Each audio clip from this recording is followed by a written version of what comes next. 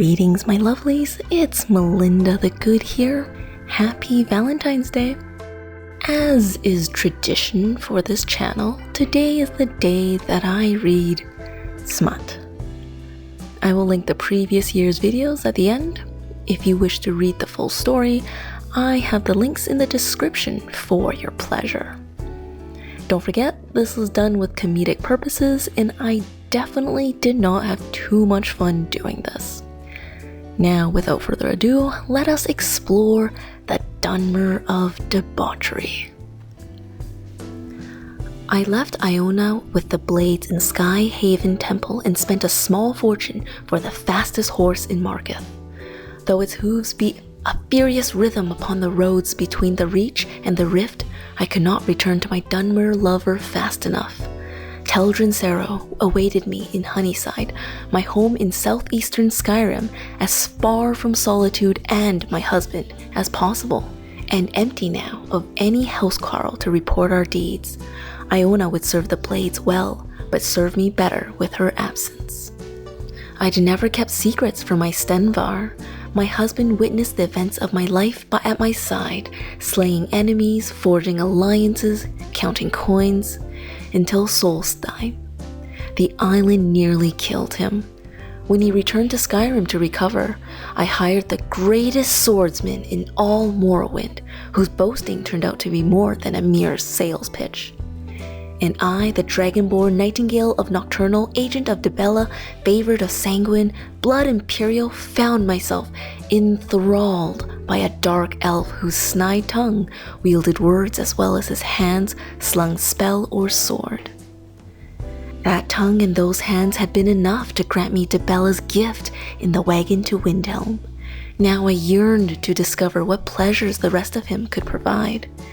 And so I rode through the dark of night, swift as a rumor, ruthless as the truth, past Helgen where Alduin, a world eater, had delayed my execution, and in the icy wind-swept peaks of the Jorel Mountains. Dawn broke as I reached Heartwood Mill, and sunlight spilled down the throat of the world. I crossed the bridge and took the north road around Lake Honrich to Riften's main gate, where I dismounted and left the horse in the stable hand's capable care. My heart pounded like a blacksmith's hammer as I approached the boat dock behind my home. I gathered my gear, climbed up the steps to Honeyside, and unlocked the back door. Oiled hinges opened in silence, and I entered the bedroom. In the dusty morning light, I could see Teldryn asleep on his back, one arm flung carelessly above his head, bare-chested and the rest concealed by bed covers. Naked and dripping, I shivered not with cold but anticipation, no doubt enraging the goddess Mara who'd blessed my marriage in the local temple.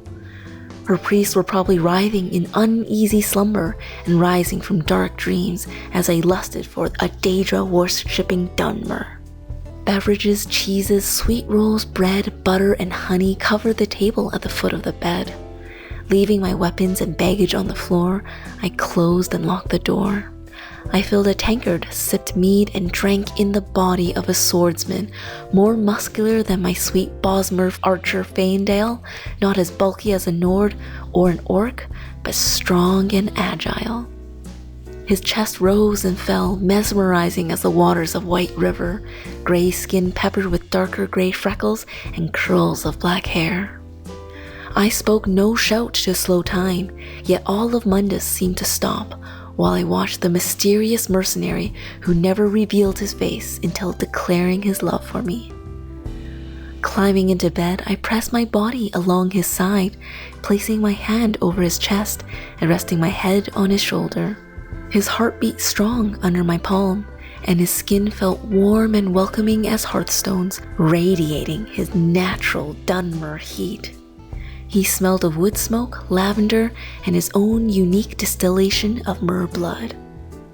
He didn't move, didn't even open his eyes, but his sleepy, sultry voice murmured, "I'd wondered where you put your hands." I kissed his cheek, everywhere in time. "Yet you chose my heart first. You value my love most of all." I caressed his arm. "And if I touched you here?" "You'd want my strength and protection." I moved my hand from his hard bicep and traced one light fingertip along his brow. And here, my knowledge. I touched the bridge of his nose, his violet lips, his chin, his throat, and drew a path down his chest to his stomach.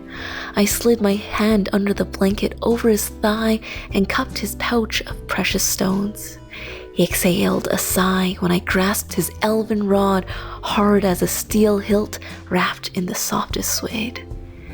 And if I touched this first, you'd want pleasure. I gently nibbled the edge of his pointed ear and whispered, "But you're wrong." "Am I?" I squeezed. "I want everything." The purple orb of a spell swirled in his hand. "I can give you more." His tusk swelled from horker to mammoth size in my grasp.